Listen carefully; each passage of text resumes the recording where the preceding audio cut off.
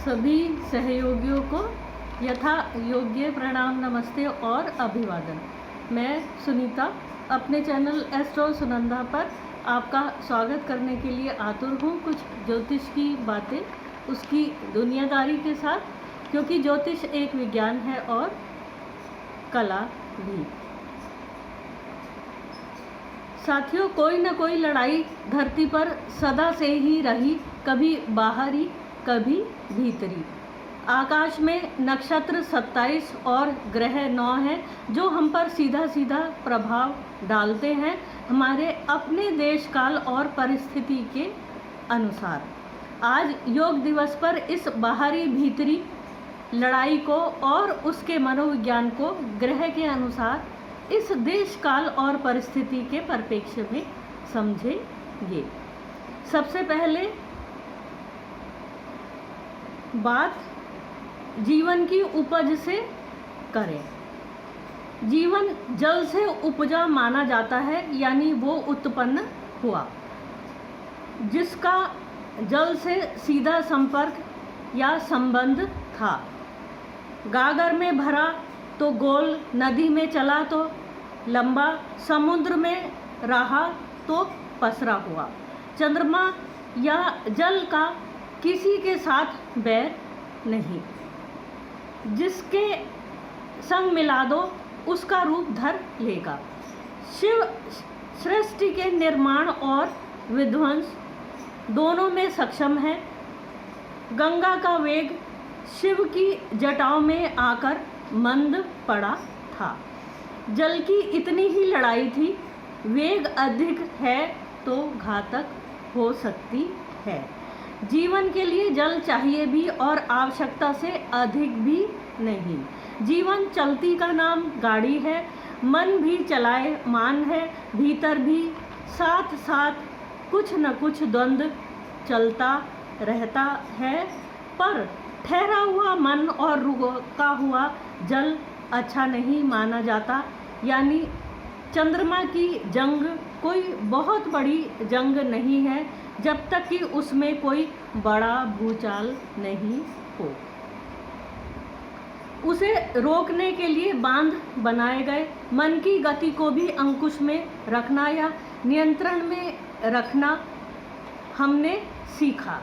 यानी एक practical approach के साथ जीवन को बढ़ाने की योजना।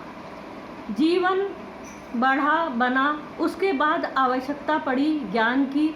जीवन को मनुष्य के लिए, मानव के लिए बुद्धि के द्वारा आगे बढ़ाने की ज्ञान और विज्ञान की खोज की गई। उसके लिए जीवन को जीने के ढंग को जानने के लिए, सिखाने के लिए भक्ति, ज्ञान और आविष्कार का रास्ता अपनाया गया। ये लड़ाई थी ज्ञान और बुद्धि की। उस समय का वातावरण सात्विक, शुद्ध और प्रदूषण रहित था। हमारा प्राचीन ज्ञान, विज्ञान, गणित, खगोल शास्त्र, वेद, उपनिषद, पुराण, दर्शन, स्थापत्य, तीर्थ, तप, धर्म, देशाटन, मत, संप्रदाय सब अतुलनीय थे। कितना बलशाली था इंसान तब, जिसने आने वाले समय के लिए वो पथ दिखाया और उचित रूप से मार्गदर्शन और हमें दीक्षित किया, जिसकी आज भी कोई सानी नहीं है। वो अचंभित कर देने वाले लोग थे जिन्होंने अपनी बुद्धि के सहारे अपने ज्ञान को एक आधार स्तंभ के रूप में तैयार किया, धरा को बढ़ने और पनपने के लिए जीवन हेतु। इसके बाद की लड़ाई मंगल और शुक्र की जंग थी, यानी पराक्रम और भोग की लड़ाई, जिसमें बाह्य लड़ाई थी। इंसान ने ऐश्वर्य और भोग के लिए अपनी ताकत दिखाने का हुनर सीखना या खेल सीखना शुरू किया। ये लड़ाई जमीन की थी, स्त्री की थी, धन की थी। सूर्य की लड़ाई उसके बाद और भी कठिन थी।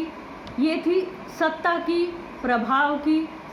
ये जंग कभी रुकी नहीं एक बार शुरू हुई तो, क्योंकि ये उसके साथ थी जो अपने जैसे नहीं थे या अपने नहीं थे, जिनकी अधीनता स्वीकार नहीं थी।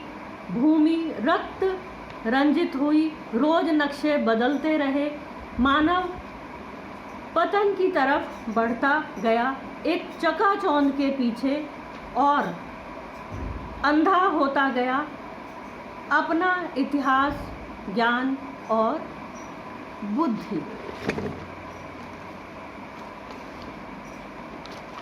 वो भूलने लगा, शरीर भी क्षीण होने लगे, आयु भी, बुद्धि भी, ज्ञान भी, ग्रंथ भी, विवेक भी। जीवन की गति बढ़ रही थी पर जीवन घट रहा था। सहयोगी और खोजी बुद्धि का स्थान प्रगतिवादी प्रवृत्ति ले रही थी। वर्तमान में शनि की लड़ाई चल रही है, न्याय अन्याय, सत्य झूठ, कालिमा और धवलता के बीच, जल थल नभ तीनों में, तीनों के मध्य। ये लड़ाई छोटे बड़े, निर्बल बलशाली, गरीब अमीर, ज्ञानी मूर्ख, राजा प्रजा, मालिक नौकर, स्त्री पुरुष के बीच की लड़ाई है और भरपूर है। सहयोगी और खोजी प्रवृत्ति से मानव बहुत दूर निकल आया है, अपने इतिहास की तरफ लौट रहा है, पर क्या उन परंपराओं को अपनाकर उनका पालन करने योग्य, अपनाने योग्य हम रह गए हैं, या लौटकर वहाँ तक पहुँचने की लालसा और ललक हम में बची है? इसके बाद की लड़ाई राहु केतु की लड़ाई है, यानी अंदर जो विकार हैं वो सर उठाएंगे तो जीवन महा अनर्थ की तरफ जाएगा, क्योंकि राहु का दायरा बहुत विशाल है।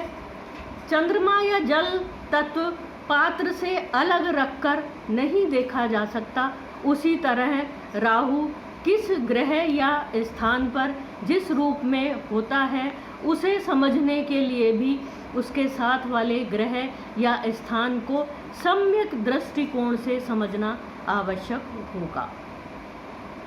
आज की देशकाल परिस्थिति में राहु के दायरे से बाहर कुछ भी नहीं है, सब कुछ एक तरह से तत्काल अनप्रेडिक्टेबल। मंगल से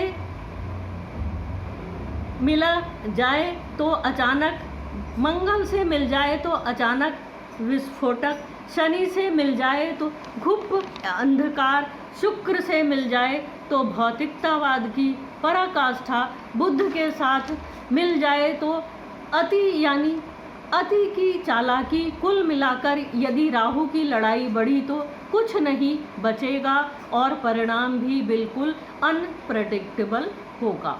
सारी प्रगति, शक्ति, संघर्ष, मेहनत स्वाहा। केवल दो चीज़ संसार का पार लगा सकती हैं और भीतर के विचारों से स्वयं को स्वतंत्र कर मुक्त किया जा सकता है, वो है योग और आध्यात्म। ये दोनों ही फिर एक समृद्ध जीवन की तरफ ले जाने में सक्षम है, अन्यथा आसुरी शक्तियों को संहार तक ले जाने में देर नहीं लगेगी। मानव को अपने आप अपने पैरों पर कुल्हाड़ी मारने की गलती नहीं करनी चाहिए। सदियों ये वो गुनाह है अपने प्रति किया गया जो भूल सुधार का मौका भी कम ही देती है। मेरी व्यक्तिगत एक छोटी सी सोच आपके संग शेयर करना चाहूँगी। पहला, सुख निरोगी काया। हमें योग दिवस को धन्वंतरी रूप में सेलिब्रेट करना चाहिए। इसी संदेश के साथ आपसे आज्ञा लेती हूँ। नमस्कार।